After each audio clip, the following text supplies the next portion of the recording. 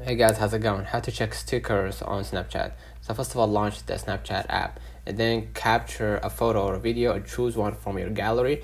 And on the right side of your screen, tap the square icon with the folded corner sticker icon, and you will see different categories of stickers including Bitmoji, emoji, and more.